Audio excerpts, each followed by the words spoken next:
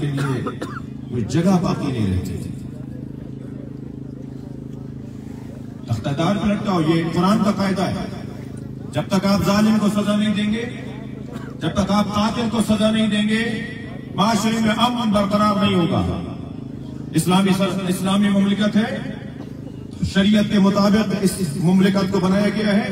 جب اس کا آئین بن رہا تھا تو اس کے آئین میں 2 شیعہ عالم دین بھی مشوروں میں موجود تھے. حافظ کفایت صاحب کا زمانہ تھا، مفتی جعفر صاحب کا زمانہ تھا. ہمارے علماء نے اس آئین کی تشکیل کے موقع پر اپنی رائے دی تھی. لہذا اس ملک کے اندر اسلامی اقدار کے خلاف کیسے رویے ہیں، کیسے اقدامات، کیا طریقہ ہے اسلامی اور شریعت کے خلاف جو اپنایا گیا ہے. 5واں مطالبہ جوڈیشل کمیشن کا قیام. آپ محترم ہیں، آپ کوئی وعدہ کریں گے، آپ کوئی طے کر لیں گے، لیکن آپ کا نہیں معلوم کہ کل آپ کے ساتھ کیا ہو، آپ کہاں ہو کل. تو ہم سے تو بات تو وہ کریں کہ جن کی ہم سے ریاست کی ادارے بات کریں، ہم سے جوڈیشری بات کریں، ہم سے عدلیہ کا نظام بات کریں. ایک ایسی کمیٹی جوڈیشل کمیشن کا قیام. شیعہ ہزارہ گزشتہ 22 سال سے دہشت گردی کا شکار ہے، جس کے نتیجے میں تقریباً 2000 کم سن بچے، بزرگ، جوان اور اس سے دگنی تعداد میں زخمی ہو چکے ہیں.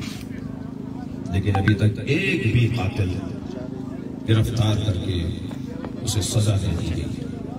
لہذا ان تمام سانحات کی شفاف تحقیقات کے لیے ایک جوڈیشل کمیشن تشکیل دیا جائے، جس کے ممبران کے ناموں کے ساتھ شہداء، جن کے ممبران کے نام شہداء کی تجویز کردہ کمیٹی پیش کرے گی. 6واں مطالبہ سانحہ مچھ کے شہداء کے وارثین کے. اللہ اکبر. میں بھی پہنچا تو نماز کی ادائیگی کا وقت تھا. اس کے بعد سید ہاشم نے مجھے ایک عجیب بات بتائی. یہ کوئلے کی کان میں مزدوری کرنے والا اتنی سخت مزدوری کر رہا ہوتا ہے، 100% سے زیادہ حق حلال محنت مزدوری، اپنے آپ کو، اپنی جان کو داؤ پہ لگا کر مزدوری کرنے والا، اسے مارا گیا ہے. ریاست کا کام ہے لوگوں کی تحفظ فراہم کرنا. ان بچوں کے ساتھ کیا ہوگا، ان بیویوں کے ساتھ کیا ہوگا. کوئی اگر ریاست ان کے قوت لا یموت کا اعلان کرنے جا رہی ہے، اگر ریاست ان کے لیے قوت لا یموت ہے، بھائی تمہیں 1 کروڑ بھی نہ دے دو گے تو کیا دیا تم نے؟ چٹنی روٹی دے رہے ہو، کیا دیا تم نے؟ یہ کوئی بات نہیں ہوئی کہ جی اتنے لاکھ کا فلاں اعلان ہے. بہت شکریہ آپ کا، آپ کو اس بات کی طرف توجہ ہوئی. لیکن یہ جو رقم کی گفتگو ہو رہی ہے یا ہو رہی ہے، اور ابھی انشاءاللہ بہتر انداز سے ہوگی، میں سمجھتا ہوں کہ اس میں ہمارے دوستوں نے جو رقم لکھی ہے اس رقم سے بھی زیادہ کے اوپر بات ہونی چاہیے.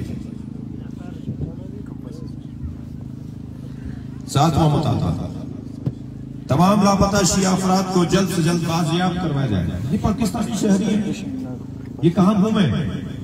اگر انہوں نے جرم کیا ہے عدالتوں میں پیش کرو، لٹکا دو سولی پر، ہم بھی تماشا دیکھیں گے. اگر انہوں نے کوئی ظلم کیا ہے، کسی کے ساتھ زیادتی کی ہے، یہ کوئی بات نہیں ہوئی کہ اگر کوئی ظاہری طور پر شیعہ ہے اور وہ ظالم ہے تو ہم اس کے پیچھے کھڑے ہوں گے. ہم ظالم کے پیچھے نہیں کھڑے ہوں گے ماشاءاللہ. ہم مظلوم کے پیچھے کھڑے ہوں گے، چاہے مظلوم سنی ہو. ہم مظلوم کے پیچھے کھڑے ہوں گے چاہے مظلوم غیر شیعہ ہو. ایک بڑی تعداد میں شیعہ لاپتہ ہیں اور ان کے بارے میں پتہ نہیں ہے کہ وہ لوگ کہاں ہیں، کون لے گیا. کیا ریاستی ادارے اتنے کمزور ہیں؟ خدا نخواستہ. میں تو بہت ہی خوش فہم ہوں، میں تو بہت زیادہ خوش بین ہوں. بڑے بڑے افسران کے ساتھ ملاقاتوں میں اور کہیں فورموں پر جب ہم بات کر رہے ہوتے ہیں تو ہمیں فخر ہوتا ہے کہ ہماری فوج تو بڑی مضبوط فوج ہے، ہمارے ادارے تو بڑے مضبوط ادارے ہیں. وہ مضبوط ادارے ثابت کریں نا کہ وہ مضبوط ادارے ہیں، اور وہ ثابت جب کریں گے کہ جب وہ لاپتہ افراد، وہ مسنگ پرسنز، وہ جو آج تک ان کی مائیں دروازوں پر آنکھیں بچھا کر، آنکھیں رکھ کر گھر میں رہ رہی ہیں۔ میں کراچی میں، اندرون سندھ میں، پنجاب کے کئی مسنگ پرسنز کی ماؤں کو جانتا ہوں جو روتی روتی روتی مر گئے، ان کے بچے نہیں آئے، ان کی بیویاں شرعی تعلیقی کیفیت میں معلق ہے۔ کیا ذمہ داری ہے ان کی؟ پتہ ہی نہیں ہے کہ زندہ بھی ہے، مردہ ہے۔ ان کے بچے اپنے باپ کا رستہ تک رہے ہیں۔ تمام لاپتہ اشیاء افراد کو جلد سے جلد بازیاب کیا جائے، اور ہم نے کہہ دیا کہ اگر ان سے کوئی ظلم یا ان سے کوئی جرم ہوا ہے تو انہیں عدالت میں لاؤ، انہیں پیش کرو، انہیں سزا دو جو پاکستان کی آئین اور عدالت کہتی ہے۔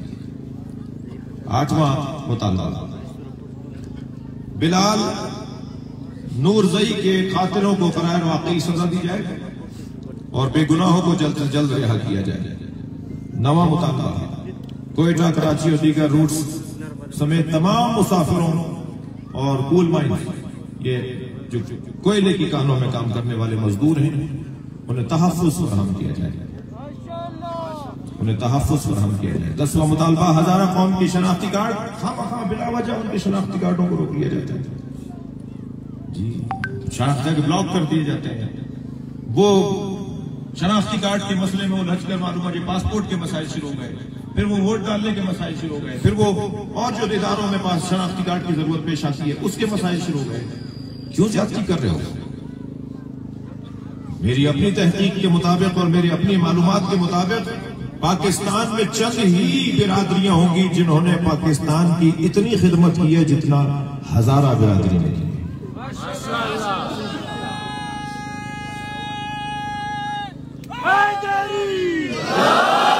پاکستان کے ریاستی حفاظتی اداروں میں بڑے بڑے منصبوں پر فائز ہزارہ برادری، بڑی تعداد میں ڈاکٹر حضرات، انجینئر حضرات، سرحدوں پہ جان دینے والے افراد، اور تعلیمی دنیا میں امتحانات میں مقابلوں میں ٹاپ کرنے والے اور میڈل لینے والے افراد ہزارہ برادری سے۔ یہ پاکستان کا ٹیلنٹ ہے، یہ پاکستان کی قابلیت اور صلاحیت ہے۔ آسٹریلیا گیا میں آپ کی برادری کے ان جوانوں سے ملا جو یہاں سے گئے ان حالات کی وجہ سے۔ آپ یقین جانیے میں ایک سے یہ کہہ رہا تھا کہ تم پاکستان کا ٹیلنٹ کیا آسٹریلیا میں کیوں؟ میں نے زلفی بخاری صاحب سے کہا جب ہماری ان سے کچھ عرصے پہلے ملاقات ہوئی کہ ان کو واپس لے کر آؤ، یہ پاکستان کی قابلیت ملک چھوڑ کر چلی گئی ہے حالات کی وجہ سے۔ یہاں جب انہیں تحفظ نہیں ہوگا تو پاکستان کی قابلیت چلی جائے گی۔ پاکستان قتل ہوگا اگر کوئی ہزارہ قتل ہوگا، کوئی سندھی قتل ہوگا، کوئی پنجابی قتل ہوگا، کوئی پشتون پختون قتل ہوگا، کوئی بلوچ قتل ہوگا تو پاکستان قتل ہوگا۔ ہم ہر طرح کے ماورائے عدالت قتل کی مذمت کرتے ہیں۔ بلوچ برادری کے ساتھ بھی مذاکرات ہونے چاہیے اور ہو رہے ہیں۔ طالبان کے ساتھ بھی آپ نے مسئلہ سمجھی تو آپ مذاکرات کر رہے ہیں، لیکن کیا یہ برادری، یہ مظلوم، یہ انتہائی صابر لوگ، ان کا حق نہیں ہے کہ ان کو سنا جائے، ان سے بات کی جائے؟ ابھی مذاکرات کا عمل گزشتہ دنوں سے آپ کے ساتھ جاری ہے۔ اس وقت بھی کچھ ذمہ داران تشریف فرما ہیں۔ امید کرتا ہوں کہ مقامی اور حاضر اور بلوچستان کی اور خاص طور پہ کوئٹہ کی جو شخصیات اس وقت بھی اسٹیج پہ موجود ہیں وہ ان مطالبات کے پیش نظر کسی نتیجے پر پہنچیں گے، اور یہ بات یقین سے میں آپ کے ساتھ کہنا چاہوں گا کہ جو آپ کی آواز ہے وہی ہماری آواز ہے۔ ہم آپ کی آواز پر اور آپ کے مطالبات پر کھڑے ہیں اور توقع کرتے ہیں کہ آج رات تک کسی نتیجے تک ہم پہنچیں۔ اگر آج رات تک ہم کسی نتیجے پر نہیں پہنچے تو ہمیں پاکستان جام کرنا آتا ہے۔ لبیک یا حسین،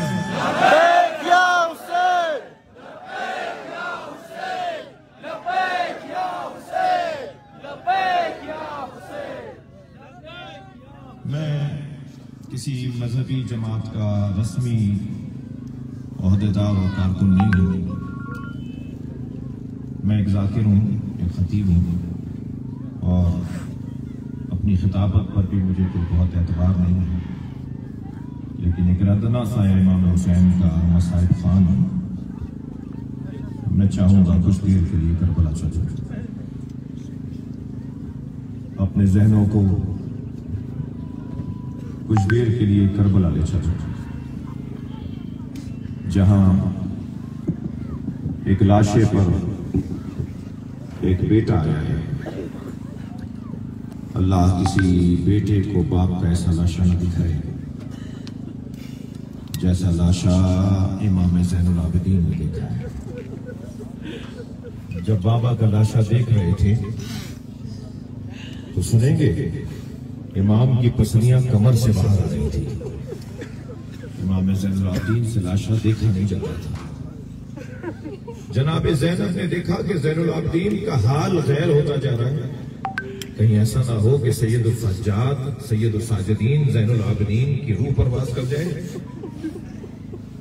अज़ादारों, अजीजों, अगर मैं अभी इस मिंबर से नीचे गिर जाऊं ना तो उधर से वो जवान उठेगा, उधर से वो भाई उठेगा, मौलाना चोट तो नहीं लगी? क्या हुआ था जो आप गिर गए? करबला में या हुसैन घोड़े से गिरे या करबला में ज़ैनब सवारी से गिरी है। आगे बढ़कर कहा, ज़ैनुल आबिदीन ये तुम्हारा क्या हाल है? फरमाया, फूफी अम्मा 2 कदम आगे आइए और आके बाबा का लाशा देखिए। इन जनाजों के साथ बैठे हुए वारिसों से कहूंगा, तुमने अपने अजीज का कटा हुआ गला देखा है ना, हाथ बांध दिए थे ना, आंखों पे पट्टी बांध दी थी ना, और वो छोटी सी छुरी से काटा था ना गला, जिससे बहुत देर में गला कटता है। ऐसे हुआ ना? जरा करबला आ जाओ और इन लाशों को भी जरा करबला तसव्वुर में ले जाओ और पेश कर दो अपने इन शहीदों को इमाम हुसैन की खिदमत में। सुनेंगे, एक इब्न रबी नामी जालिम कहता है कि मैं जब हुसैन के बदन को लूटने के लिए पहुंचा तो मुझे पहुंचते हुए देर हो गई थी। अमामा कोई ले जा चुका था, नालैने कोई ले जा चुका था, हुसैन की तलवार कोई ले जा चुका था। सिर्फ हुसैन के बदन पर एक फटा हुआ कुर्ता था और उस कुर्ते को रोकने के लिए हुसैन ने कमर में पटका बांधा हुआ था। आयतुल्लाह नजरी मुनफरिद किस्सा करबला के अंदर इस रिवायत को लिखते हैं कि वो कहता है कि कुर्ते की तो मुझे लगा कि कोई कीमत नहीं मिलेगी, मगर उस पटके की कीमत मिल जाती। तो मैंने पटका खोलने के लिए हुसैन के बदन के बराबर में बैठकर हाथ बढ़ाया तो हुसैन का हाथ उठकर उस गिरह पर आ गया जो पटके पे बंधा हुआ था। मैंने मुकम्मल ताकत से हुसैन का हाथ उठाना चाहा तो हुसैन का हाथ हटता नहीं था। वो कहता है, मैंने खंजर निकाल के हुसैन का हाथ काट दिया। मैं रोने वालों से पूछूंगा कि ज़ैनब ने कैसे देखा होगा इस कैफियत में भाई के बदन को, इमाम सज्जाद ने कैसे देखा होगा इस कैफियत में अपने बाबा के बदन को। और सलाम हो उस बेटी पर जिसका सिन 4 साल का है। जब